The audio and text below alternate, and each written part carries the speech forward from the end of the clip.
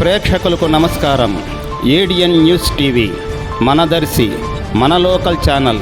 ADN news TV ప్రేక్షకులకు నమస్కారం. వార్తలు చదువుతుంది మీ ప్రసన్నారాం.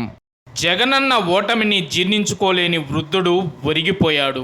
ఫలితాలన్నీ దాదాపుగా కొలిక్కొస్తా ఉన్నట్టున్నాయి. చూసిన ఫలితాలు, జరిగిన పరిస్థితులు చూస్తే నిజంగా ఆశ్చర్యంగా కూడా ఉన్నాయి. ఊహించలేదు ఇలా జరుగుతుందని, ఇలా వస్తాయని కూడా. బట్ ఎస్, అమ్మఒడి అందుకున్న 53 లక్షల మంది తల్లులకు మంచి చేసిన, పిల్లలు బాగుండాలి, వాళ్ళ చదువులు బాగుండాలని తాపత్రయపడుతూ అడుగులు వేశాం. మరి అక్క చెల్లెమ్మల ఓట్లు ఏమయ్యాయో తెలీదు.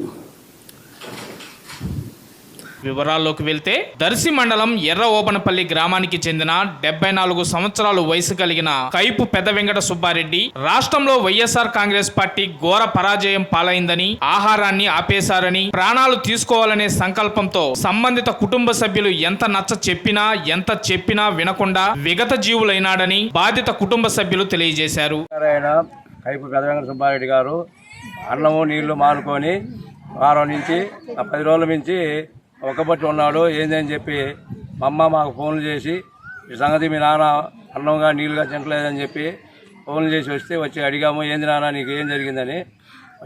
రాజశేఖర గారు అబ్బాయి జగన్మోహన్ రెడ్డి గారు అన్ని పథకాలు అన్ని ఇచ్చినా కానీ మాకు ఏ విధంగా ఇబ్బంది పెట్టారో, జనాలు ఎందుకు ఓట్లేదు అని చెప్పి నేను నీళ్ళు కానీ అన్నం కానీ ముట్టుకోలేదు 10 రోజుల నుంచి.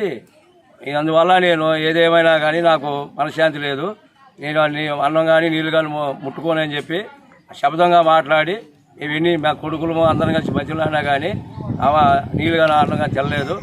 ఈరోజు తెల్లవారుజామున చనిపోయాడు. కాగా ఇటువంటి మరణాలు విషాదకరమైనప్పటికీ రాజకీయ మరణాలుగా వాడుకునే అవకాశాలు విస్తృతంగా ఉన్నాయని విశ్లేషకులు ఆందోళన వ్యక్తం చేస్తున్నారు. ఈ నేపథ్యంలో ప్రజా సమస్యల సభలో పాల్గొనాలని హెలికాప్టర్ లో ప్రయాణించి ప్రమాదవశాత్తు దివంగత ముఖ్యమంత్రి డాక్టర్ వైఎస్ రాజశేఖర రెడ్డి మరణించిన అనంతరం ఏర్పడిన ఆంధ్రప్రదేశ్ రాష్ట్రంలో జరిగిన పరిణామాల్లో ఎందరో కార్యకర్తలు, అభిమానులు ప్రాణాలు కోల్పోయారు. అప్పటి స్థితిగతుల్లో ఎంత వాస్తవ వక్రీకరణలు ఉన్నప్పటికీ ఆయన కుమారుడు వైఎస్ జగన్మోహన్ రెడ్డి ఓదార్పు యాత్ర చేసి ప్రదేశ్, తెలుగు రాష్ట్ర ప్రజల మన్ననలను పొందాడు. జగత్ విఖ్యాతిగాంచిన పూరి జగన్నాథ్ రథయాత్ర ప్రఖ్యాతిగాంచిన విధంగానే జగన్ గావించిన ఈ యాత్ర జనాల గుండెలను తాకింది. ఫలితంగా సంబంధిత ఏ విధంగా మరణించినప్పటికీ సంబంధిత బాధిత కుటుంబాలకు లబ్ధి చేకూరింది అనడంలో ఎలాంటి అనుమానం లేదు. మరి 2024లో ఘోరంగా ఓడిపోయిన జగన్మోహన్ రెడ్డి పార్టీ మరలా జవసత్వాల కోసం ఇటువంటి విషాద మరణ సంఘటనలు తిరిగి ప్రారంభించాలన్న